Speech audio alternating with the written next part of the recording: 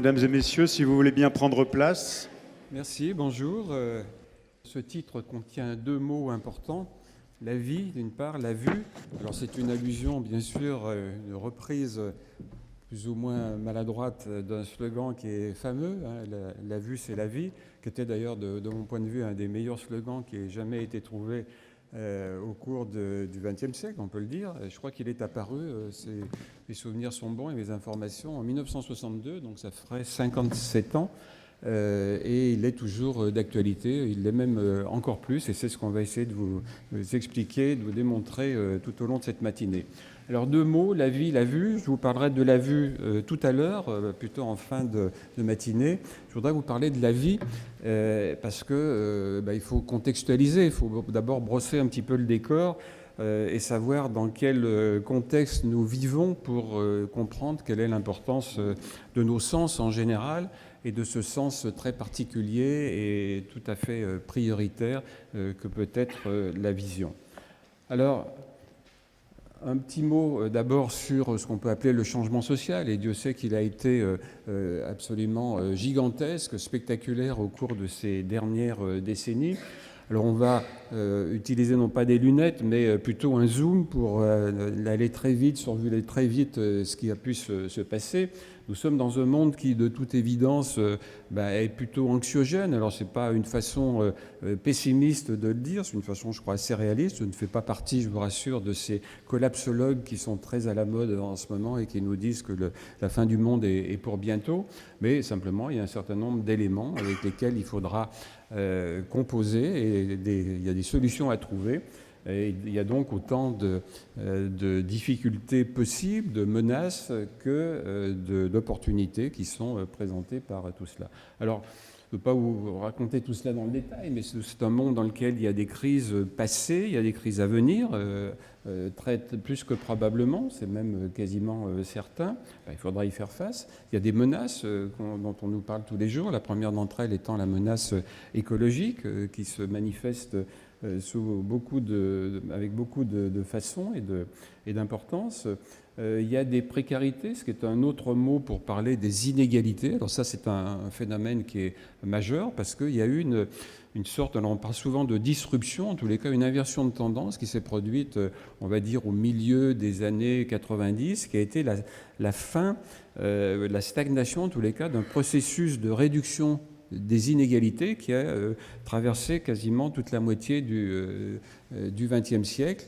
Il y a eu 50 ans après la Seconde Guerre mondiale pendant lesquels tout ça s'est un petit peu estompé et là on est reparti vers une stagnation et dans certains domaines un renforcement des inégalités, ce qui évidemment pose un problème majeur pour l'avenir. Et puis il y a ce qu'on appelle des harcèlements. Alors le harcèlement technologique, on va en parler à travers les écrans qui sont présents tout au long de nos journées. Vous en avez d'ailleurs un devant vous, j'en ai un devant moi, donc ça fait déjà deux. On en a tous dans nos poches, ça fait beaucoup.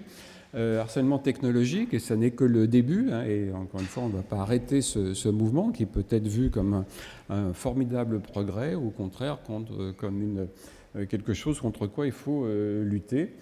Harcèlement administratif, parce que nous sommes en France et que ce fameux choc de simplification qui nous avait été promis n'est pas encore malheureusement tout à fait mis en place. Choc médiatique, Thierry Guerrier ne va pas me contredire, parce que nous sommes soumis en permanence à des informations très nombreuses, qui sont souvent d'ailleurs des désinformations et qui sont en tous les cas de la surinformation. Voilà. Et puis sans parler du harcèlement commercial, puisque chaque marque, chaque acteur économique doit trouver sa place, doit trouver sa place dans ce qu'on appelle le top of mind, si c'est possible, ou en tous les cas avoir une petite place dans nos cerveaux, comme le disait un acteur des médias il y a quelques années. Nous sommes, alors si on quitte le monde tel qu'il est ou tel qu'il se présente à nous et à notre vision, on nous reproche d'ailleurs souvent, on reproche souvent aux acteurs de ne pas avoir de vision du monde. C'est l'occasion d'en parler au cours de cette matinée. Une société qui est vraiment en transition, c'est un mot qui s'impose, que personne ne peut, je crois, contester.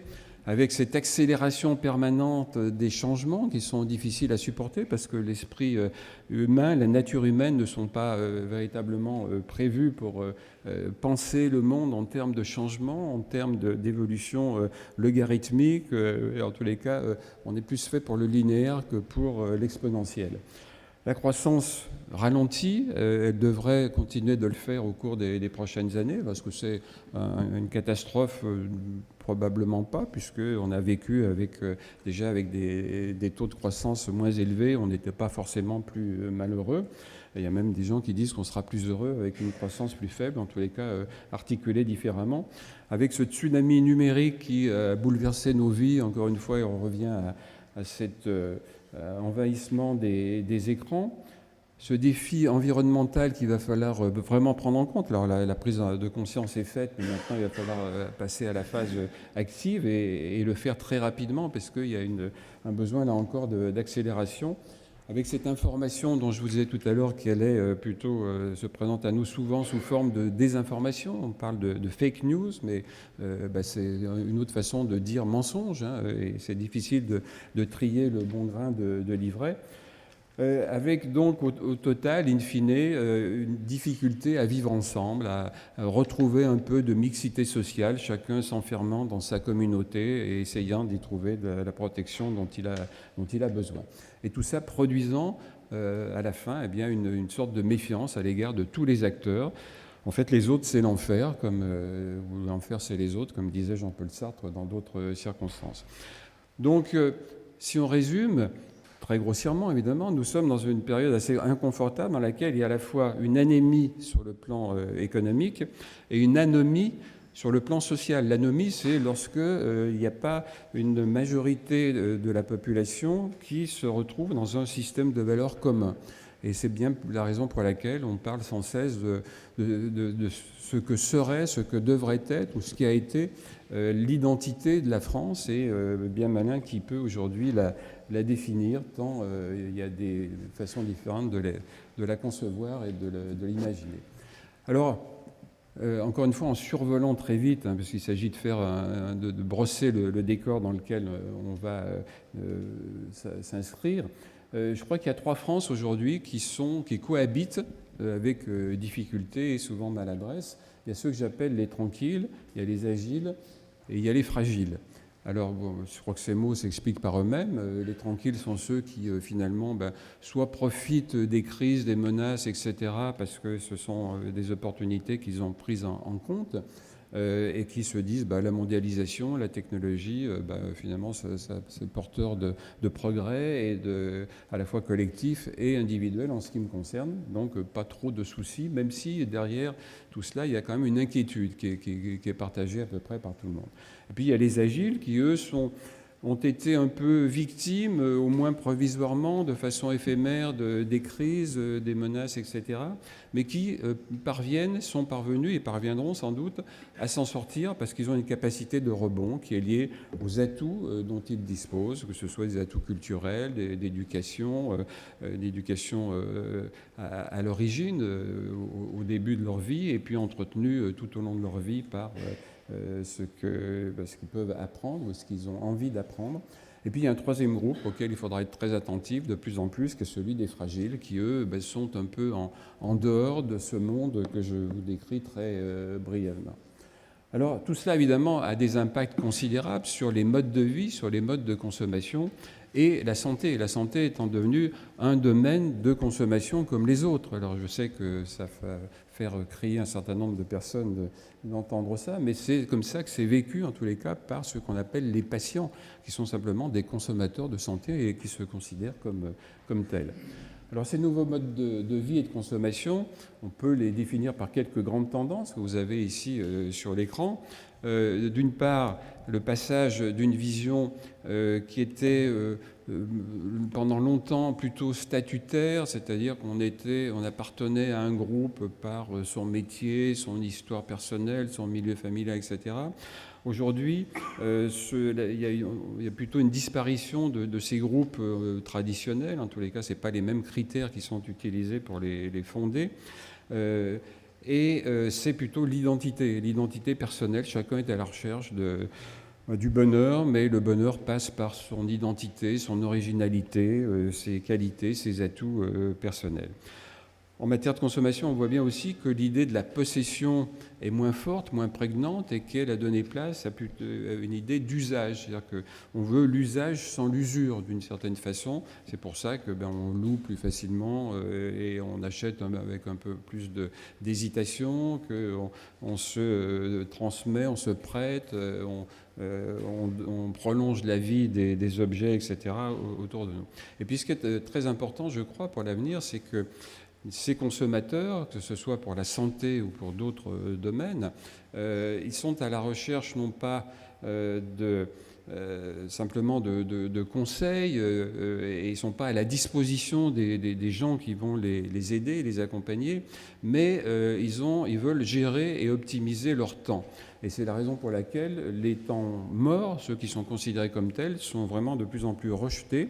Les temps d'attente, alors je ne vais pas vous parler de l'attente chez l'ophtalmologiste qui dure en moyenne quelques mois, enfin ça dépend des régions dans lesquelles on cherche, mais c'est vrai que ce sont des choses qui sont assez mal vécues et souvent dénoncées. Et plutôt que ces temps morts, on cherche des temps forts, donc des temps qui servent à quelque chose, soit à guérir, soit à comprendre, soit à avoir une relation forte et efficace avec les interlocuteurs. On passe aussi d'une vision matérielle à l'immatériel, et ça nous renvoie encore une fois aux écrans, au numérique, etc. La vie réelle, j'en dirai un mot tout à l'heure, qu'est-ce que c'est ? Est-ce que c'est le monde physique que l'on peut toucher, voir, etc.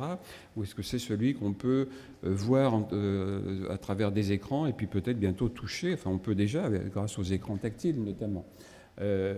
Il y a la planification qui est moins forte aujourd'hui parce que le temps est plus fractionné, donc on cherche plus à improviser.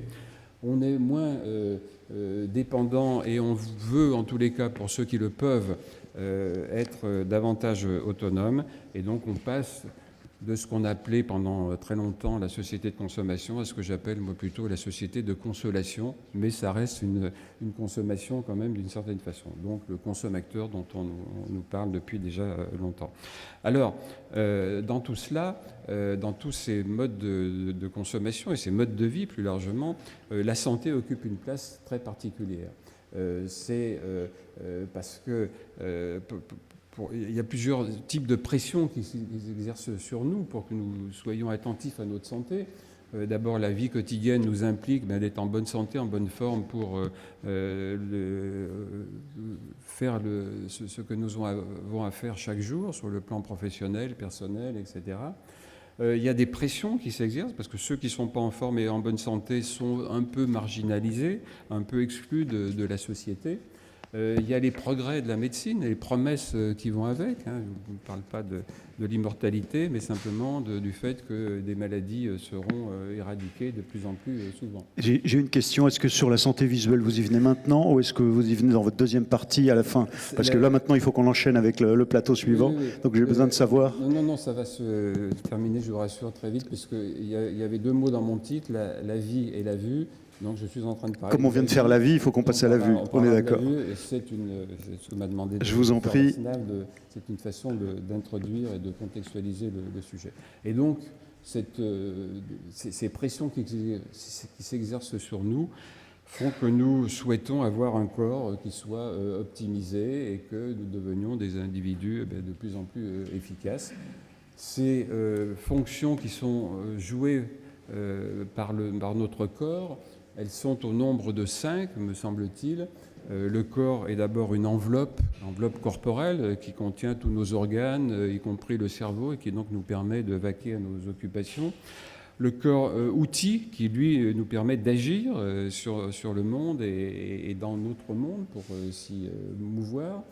Le corps vitrine, là on retrouve aussi les aspects et les tendances de consommation. Il faut que je puisse projeter de moi une image qui soit conforme à celle que l'on attend et donc me valoriser aux yeux des autres.